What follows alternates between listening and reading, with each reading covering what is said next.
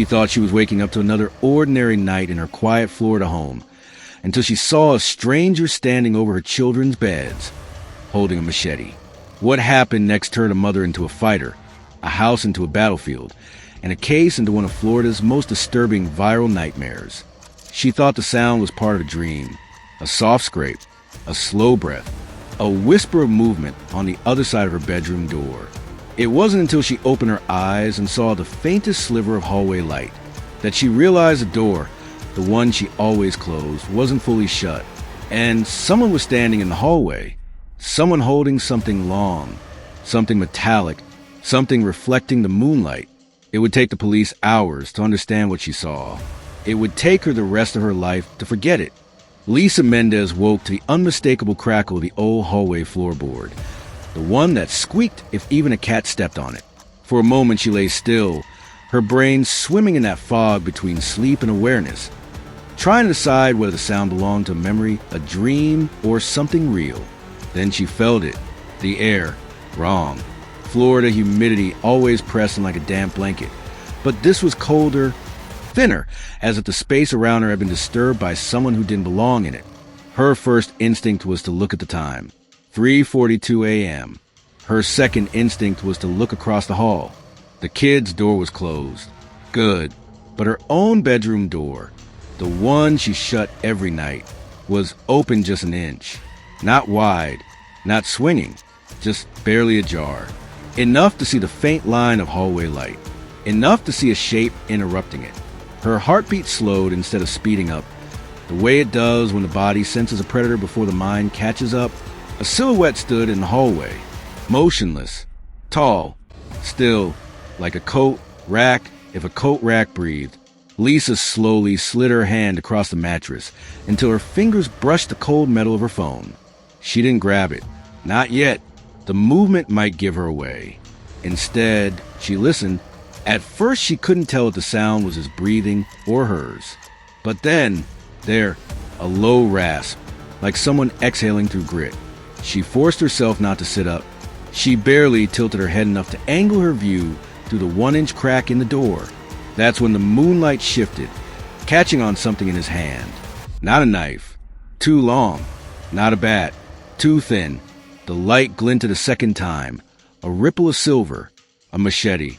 Her stomach dropped, but her expression stayed frozen in place. If he thought she was asleep, she needed to keep it that way. A second sound followed. The unmistakable tap of metal against her doorframe as he adjusted his grip. He's right there. He's right at my door. Lisa knew two things instantly. If she screamed now, her kids would wake up before help arrived. If she didn't move, she might never get to scream at all. She made a decision, one she would replay in therapy and police interviews for months. She slowly slid one leg over the edge of the bed, silent, controlled, her eyes never leaving the crack in the doorway. But the moment her foot touched the floor, the silhouette moved. Not closer, not away, just a small tilt of the head, as if he had been watching her the entire time, and smiling. Lisa's breath caught, because in that split second, she saw his eyes, and they weren't looking at her. They were looking at her kid's door. Lisa didn't breathe, couldn't breathe. The man's head was angled toward her children's door. A tiny gesture, subtle enough that a casual glance would miss it. But a mother doesn't miss anything involving her kids. Her bloodstream lit up like fire. No more fog. No more halfway away confusion.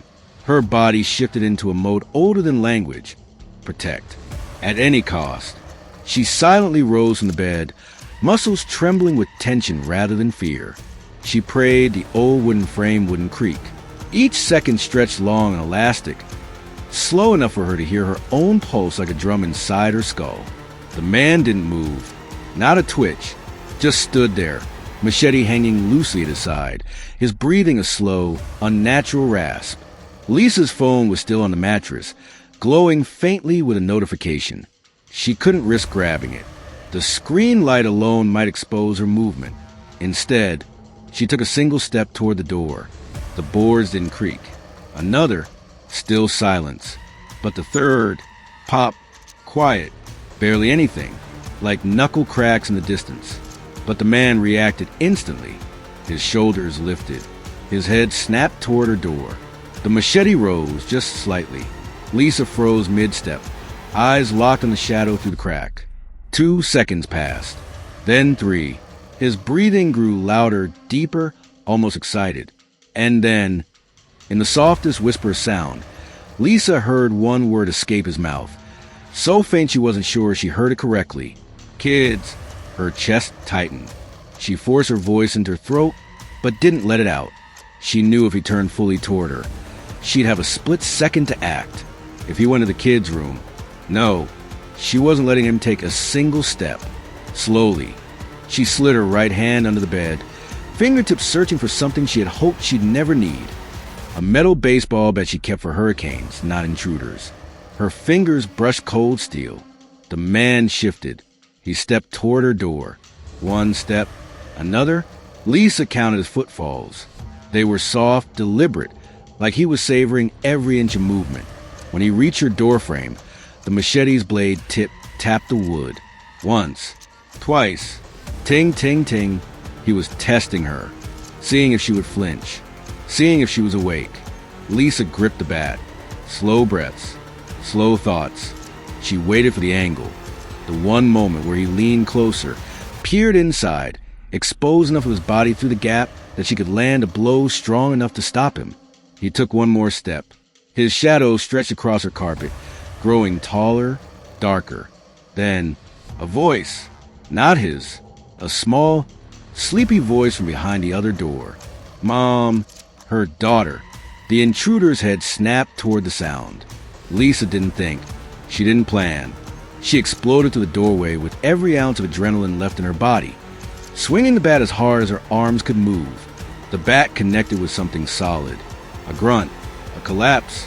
Metal clattered across tile. Lisa stood over him, shaking, the hallway spinning around her. But the fight wasn't over, because when the man looked up at her, he was smiling. The smile wasn't wide. It wasn't cartoonish or exaggerated. It was worse. A tiny, knowing curl of the lips. Like he wasn't the one who'd just been smashed in the skull with a metal bat. Like she was doing exactly what he expected. Lisa felt her stomach drop. The man lay half-sprawled on the hallway tile. One hand pressed to the side of his head. Blood seeped slowly between his fingers and dripped on the floor in thick, dark streaks. But the smile never left. "This is good," he whispered. His voice cracked like old gravel. "You're awake now." Lisa stepped back, bat raised, breathing fast and shallow. She didn't understand. Awake? Awake for what? He pushed himself up onto one elbow. His bones made a grinding noise as he moved. Lisa tightened her grip. "Don't get up," she warned, her voice shaking but steady enough to sound dangerous. "Don't you move." He did, his head tilted, neck popping sharply as if he was testing the limits of it. His smile grew a millimeter wider. "You're strong," he said. "Good mom." Lisa's heart punched against her ribs. She wanted to scream. She wanted to run to her daughter's door, but she couldn't leave him, not for 1 second. "Who are you?" she demanded. He blinked slowly. "I've been in this house before." Her veins turned to ice. "No, impossible."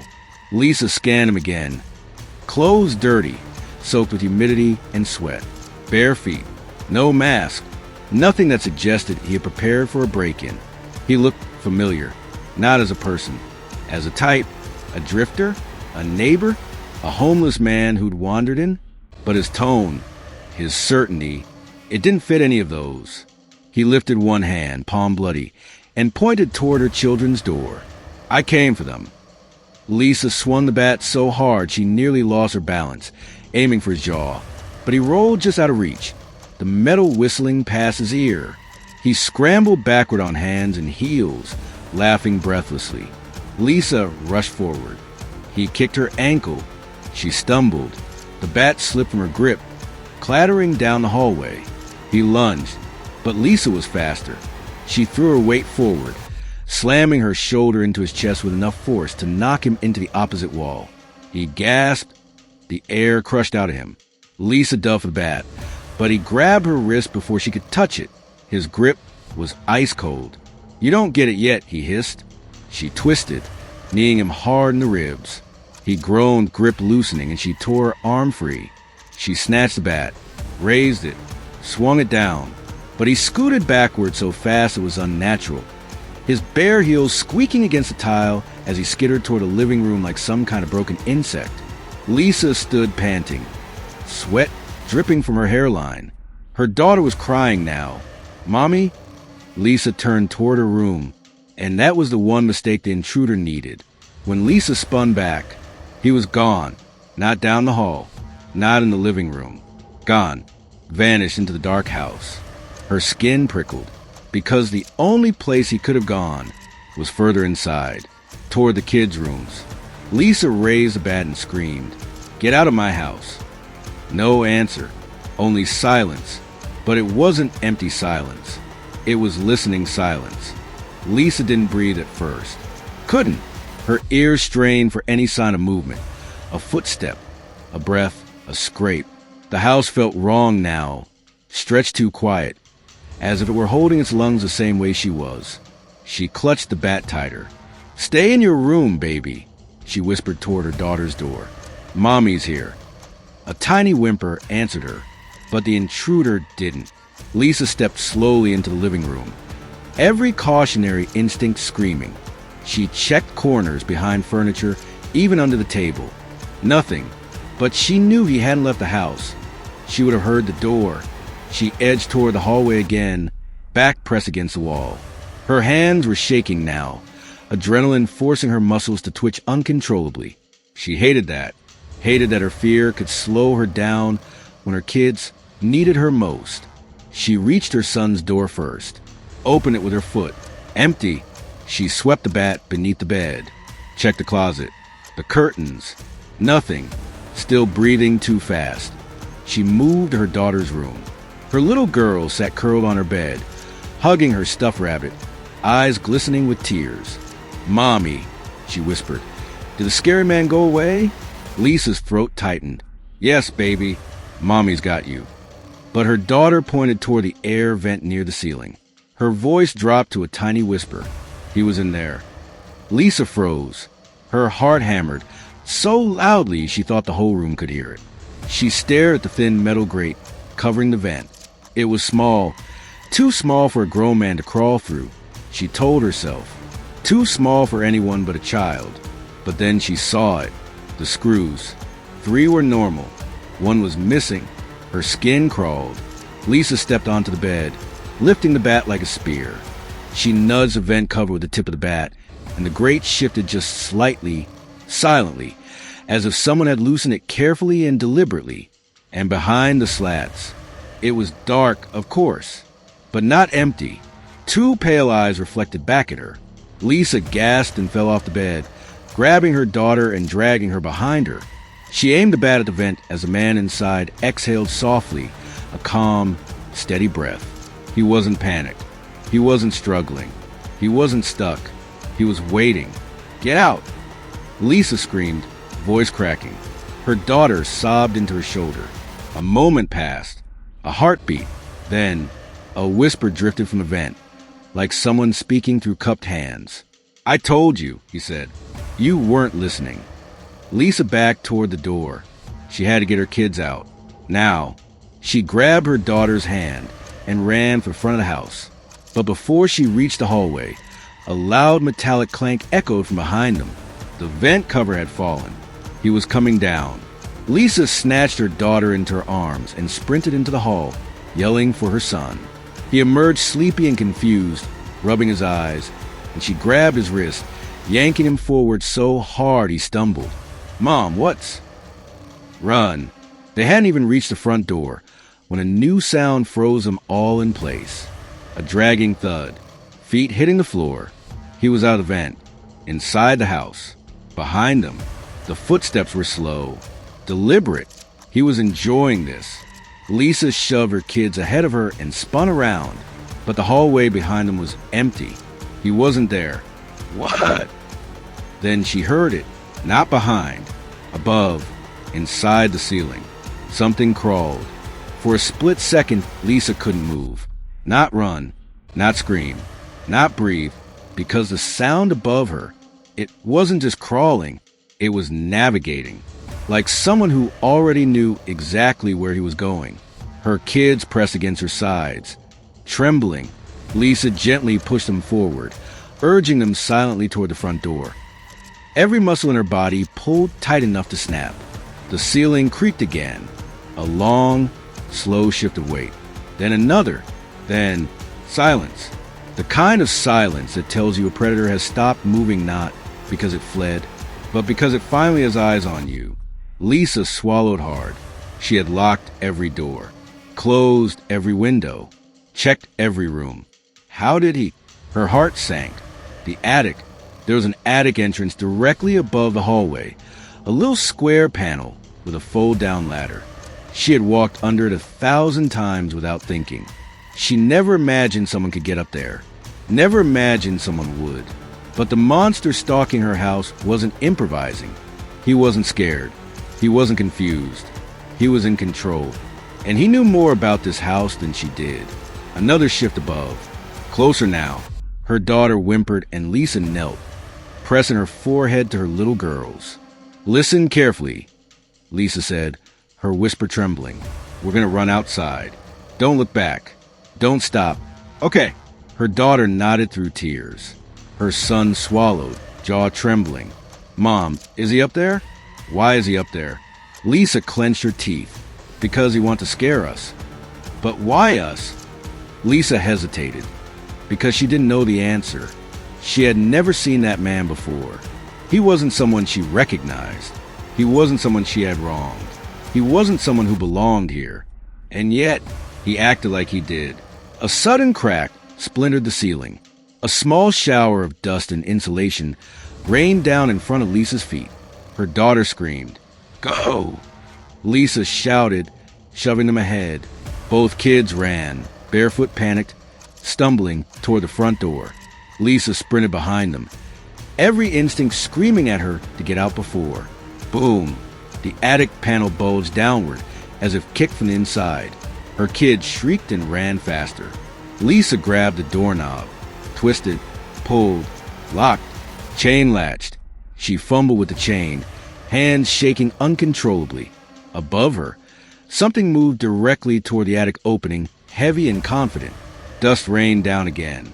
"Mom, hurry!" her son sobbed. "I'm trying." Another boom. The panel dropped halfway open.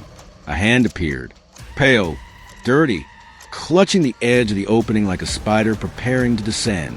Lisa tore the chain free and wrenched the door open. Cold night air hit their faces like salvation. "Run to the neighbors," she screamed. "Go!" Her kids bolted across the yard. Lisa turned back for one last look, just in time to see him. A gaunt, long-limbed figure lowering himself in the attic opening. Eyes wide, mouth twisted into a smile not of joy, but possession. He didn't look surprised to be seen. He looked satisfied, like he finally had what he came for. Lisa stepped backward out the door.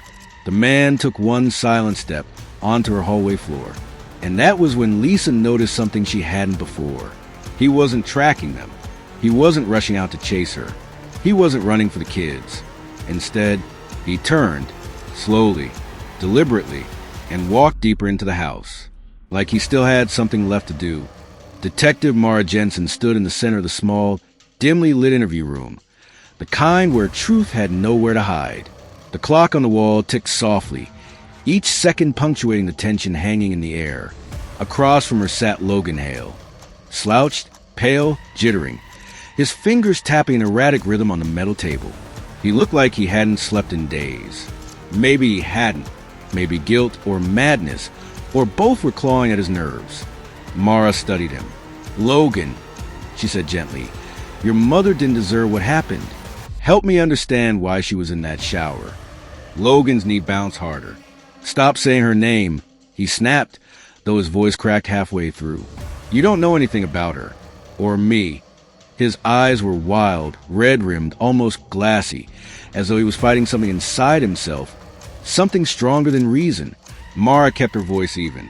"Then tell me. Help me understand." For a long moment, she thought he wouldn't answer. Then his shoulders slumped. "You won't believe me," he whispered. "Try me."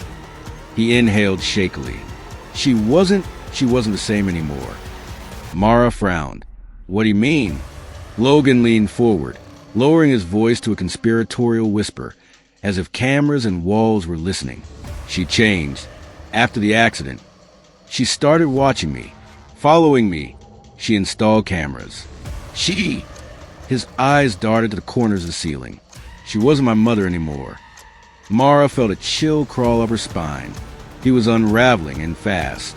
Logan. The cameras we found were for home security. That's all. He shook his head violently. No. She knew things. Things she couldn't know unless she was reading my thoughts. She kept telling me to take the medication. But it wasn't medication. He clutched his head with both hands. She was trying to control me. Mara's chest tightened. She'd seen cases like this before. Paranoid delusions. Psychosis. But the brutality of what they found at the house. This was more than delusion. It was rage, terror, and something darker. What happened that night, Logan? She asked quietly. He looked up at her with trembling lips. Tears began to well in his eyes, but they weren't sad or remorseful. They were terrified. She came into my room, he whispered. She told me she was going to have me taken away. His breathing hitched. I heard her on the phone. I heard her say she needed to stop me before I hurt someone. She was planning something. Mara's heartbeat quickened. What did you do? Logan blinked slowly, as if the memory spiraled behind his eyes. I protected myself, he said. Mara leaned forward. Logan, how? He opened his mouth. But before he could speak, the door swung open. Detective, Officer Clark said urgently, you need to see this. Now. Mara glanced back at Logan. His trembling had stopped.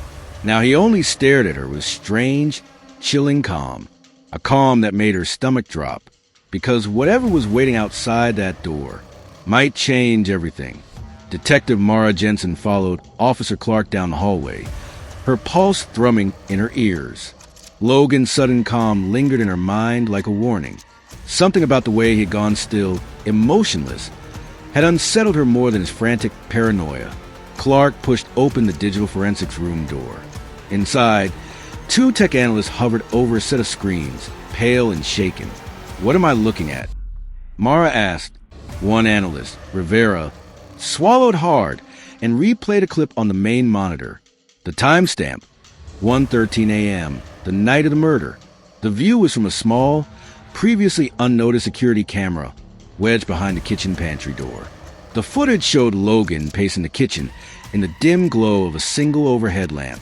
His movements were jerky, fast, unsettled. He kept running his hands through his hair, muttering to himself. Rivera raised the volume. Mara heard fragments. She knows everything. She's listening. I won't let her take me. Her stomach tightened. Then the scene shifted. Logan stopped pacing. He turned sharply toward the hallway, toward his mother's bedroom. A chilling stillness washed over him. His face hardened, jaw clenched, and then he reached for the knife block on the counter. Mara felt her throat tighten. There was no hesitation in his movements now. No trembling, no confusion, just purpose. Logan chose the largest knife, tested its weight in his hand, and began walking down the hallway with slow, deliberate steps. Rivera paused the footage. Detective, he whispered, there's more. He pulled up another angle, this one from a tiny camera in the living room. The one officers had assumed was broken. The feed showed Logan standing outside his mother's bedroom door, gripping the knife. But something was different. He was talking to someone who wasn't there. Do you see her? Logan whispered into the empty hallway. She thinks she's in control. But I hear you. I hear all of you. Mara felt a chill slide over her skin. Schizophrenia, she muttered, or severe psychosis. But the analyst shook his head. Detective, keep watching. On the screen, Logan slowly opened the bedroom door. His mother, Donna Hale, stirred in her sleep. Logan walked closer, so close the camera nearly lost him in darkness. Stop it, Mara whispered at the monitor. Donna, wake up. But Donna turned over only when the mattress dipped under her son's weight. She opened her eyes, confused, half asleep. "Logan," she said softly. He didn't answer. Instead, he leaned close to her ear and whispered something the microphone couldn't catch. Donna's eyes widened. She sat up suddenly, fear flashing across her face. Then the footage froze. Rivera looked at Mara, shaken. The rest of this angle is corrupted, completely unreadable. Mara clenched her fists. "What about the hallway camera? Did it catch?" Rivera nodded grimly and switched the footage from outside the bathroom. Logan reappeared dragging something into the hallway. Something heavy, something wrapped in a blanket. Mara exhaled sharply, her chest tight with horror. "God, Logan." And then Logan paused, staring directly into the camera, his eyes wide, aware, intentional. He raised a single finger to his lips, as if shushing the world. The screen went black. Mara stepped back, breath caught in her throat. If Logan had been delusional, why did he look into the camera like he knew exactly what he was doing? Something was very, very wrong, and it was only about to get darker. Detective Mara Jensen didn't leave the digital forensics room right away. She kept staring at the frozen frame of Logan's wide, knowing eyes. There was nothing vacant or delusional about them. They were sharp, focused, as if he were fully aware, fully present. At the exact moment he dragged his mother's body down the hallway, it contradicted everything he'd told them, everything his neighbors had said, everything about the frantic, unkempt, paranoid young man they brought in earlier. Clark cleared his throat behind her. "Detective, Sergeant Mills needs you in the victim's bedroom." Mara nodded and forced herself to move. The walk down the corridor felt longer than usual. When she reached the master bedroom, crime scene techs were already dusting surfaces and bagging evidence. The air still smelled of the faint vanilla perfume Donna Hale used to wear. Mara had met her once, a warm, soft-spoken woman who looked at her son as if he were a little boy lost in his own mind. Mara knew now that Donna might have been the only thing keeping Logan tethered to reality. Sergeant Mills stepped beside her. "We found something behind the dresser." Two techs carefully slid the heavy piece of furniture away from the wall. A small, spiral-bound notebook tumbled to the floor. It looked ordinary, cheap brown cover, frayed edges, pages slightly crinkled as if handled often. Mara crouched, snapped on a fresh pair of gloves, and picked it up. "Is this hers or his?" she asked. "Not sure," Mills said, "but look inside." Mara opened to the first page. Neat handwriting, undeniably Donna's. "If something happens to me, please read this." Mara felt her chest squeeze. The next page was dated 3 months earlier. "Logan hasn't been himself. The voices are back. He says they're telling him what to do." Another entry. "He doesn't sleep anymore. Last night, I woke up and found him sitting at the edge of my bed, staring at me. When I spoke, he didn't respond." Another. "He told me, 'You're not my mother.' I tried to reach him, but his eyes, they didn't look like his." Mara's breath trembled. She flipped slowly through more entries. "He stood in the doorway for an hour, just breathing. He keeps unplugging electronics. Says the house is listening. I found the kitchen knives hidden under his bed." And then the final entry dated the night she died. "He told me tonight that the voices want me gone. I'm scared." Mara swallowed hard, her throat tight. Donna had been living with pure fear, alone, with nowhere to turn. No family nearby, no support structure. Just a mother protecting the son who was slipping further and further into a darkness she couldn't reach into. But Mara froze when she turned to the back cover. Folded between the last 2 pages was a sheet of paper, different handwriting. Messy, chaotic, Logan's. 3 words scribbled again and again, carving grooves into the paper. She must pay. Not they're watching. Not help me. Not the voices. This was intent. This was rage. This was personal. Mara's heart pounded as she read the last line at the bottom of the page. "I'll finish it tonight." Sergeant Mills exhaled sharply behind her. "So he planned it. Or someone wanted it to look that way," Mara whispered. She stared at the paper. Something felt off. Too deliberate. Too staged. And then her phone buzzed. A message from Officer Clark. Detective, Logan is asking for you. Says he remembers something. Says it'll change everything. Mara snapped the journal shut. Whatever Logan was about to say, it might reveal the truth or bury it forever. The interrogation room was quiet when Detective Mara Jensen stepped inside. Too quiet. Logan Hale sat at the metal table, fingers twitching rhythmically against the surface. Not shaking, not panicked, just controlled, intentional. The Logan she had questioned hours earlier was scattered, incoherent, floating between realities. This Logan looked like he had finally focused on something. He didn't lift his head as she entered, but his fingers stopped moving. "You wanted to talk to me," Mara said, keeping her tone even. Logan slowly raised his eyes. They were bloodshot, the lids heavy, but behind the haze was something sharp. "I remembered," he murmured. Mara sat across from him. Remembered what? For several seconds he said nothing, just stared at the one-way mirror as if something inside the room might be listening or watching. Finally, he leaned in. "It wasn't me." Mara didn't react. Not externally. "Logan, we have video of—" "I know what you have," he interrupted, voice trembling with something closer to anger than fear. "But there are things you don't have. Things I never told anyone." Mara waited. Logan's breath turned shallow. "I didn't kill my mother. I saw who did." Cold prickles rolled over Mara's skin. "Who?" Logan pressed the heels of his palms against his eyes. "I don't know his name. I don't know anything about him except—" He lowered his hands, voice dropping to a whisper. "He looked exactly like me." The room felt smaller, the air heavier. A mirror image? Mara asked carefully. "You mean hallucinations, the delusion?" "No." Logan's voice cracked. "I saw him. He was in the house." Mara kept her expression steady, but her mind flashed through the crime scene. No footprints, no forced entry, no trace of a second person, nothing that supported his claim. "Tell me exactly what you saw," she said. Logan swallowed hard, rubbing his fingers together compulsively. "That night, I woke up on the floor in the hallway. I heard my mom screaming. I thought it was another nightmare because everything was blurry, like I wasn't fully awake." He wiped his eyes with the back of his hand. "I got up and I saw me, standing over her. But not me." His face.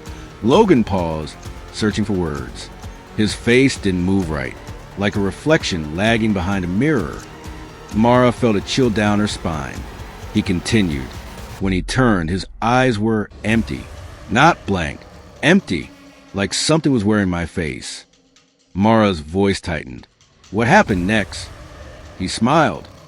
Logan shuddered visibly, and then everything went black. She studied him. His hand shook now, his earlier sharpness collapsing into terror. This wasn't the confident, manipulative clarity she saw in the footage. This felt raw, unscripted, but still, video didn't lie, unless it was meant to. Mara leaned back. "Logan, the footage clearly shows you—" "I know what it shows," he yelled, then winced as though realizing how loud he'd gotten. He lowered his voice. "He wanted you to see that. He wanted it recorded." Mara froze. Recorded. Staged. The thought sheet had earlier resurfaced. "What do you mean he wanted it recorded?" she asked softly. Logan stared straight at her.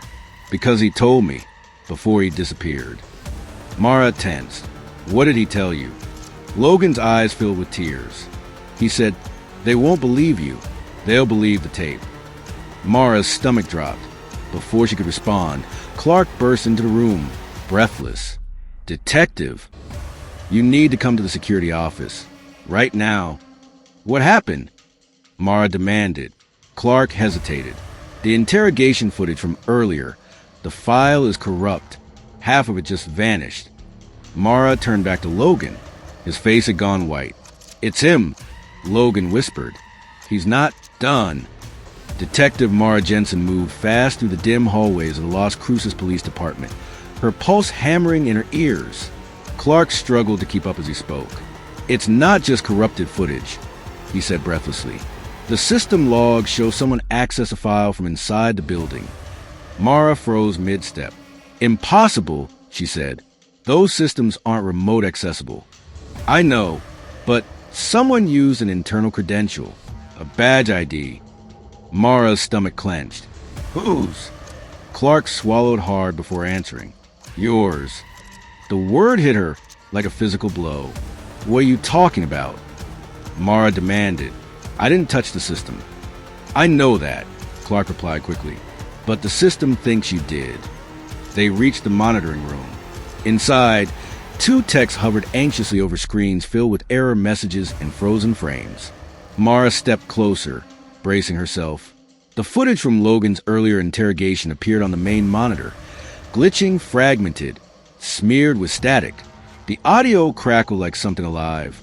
A tech pointed at the screen. We were able to recover 3 seconds. But you're going to want to see this. The video flickered. The room's outline appeared. Logan was sitting in the chair. His body drooped forward, head down. Then a second figure stepped into view. Not Mara, not any officer they knew. Tall, lean, movements unnaturally smooth, like a puppet pulled by invisible strings. His face, Mara's breath left her body. His face was Logan's, but wrong.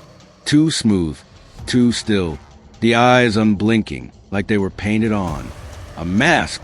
No, a copy. The figure leaned into Logan's ear. The audio crackled, but a whisper leaked through. Smile for them. Then Logan's body convulsed, like something electric surged through him, and the figure folded backward, collapsing into the room's corner in a way no human skeleton could ever move. The video cut into static. The room was silent. One tech finally broke it. That thing wasn't human. Clark turned to Mara, waiting for her to explain the impossible. But Mara didn't speak, because at that moment, her phone vibrated. Unknown number. She answered quietly. A distorted voice, neither male nor female, whispered. They believed the tape. The line went dead. A chill crawled up Mara's spine. Logan. She dashed back toward the interrogation rooms, heart pounding, Clark following behind. When they arrived, the door to Logan's room was open. No officers, no noise, and Logan was gone. Completely. The restraints lay on the floor, neatly unbuckled. No signs of struggle. No footprints. Nothing. Just one thing left behind. A reflection on the mirrored window. A faint afterimage of Logan's face staring back. But the reflection smiled even though Mara wasn't smiling. Clark backed away. Detective, what the hell is happening? Mara stared at the mirror, her voice low, steady, and terrified. I don't think we arrested the right version of him. Later that night, every door in the station was checked. Every hallway searched. Cameras reviewed. No trace. No leads. Logan Hale had simply disappeared. But at 3:42 a.m., long after the station had quieted, motion alarms triggered in the basement archives. Security rushed down. They found nothing except a single frame of corrupted footage on a monitor, a figure standing in the darkness, still waiting, Logan's face, and underneath, glowing in the flickering static, were 3 words burned into the feed. Not done yet.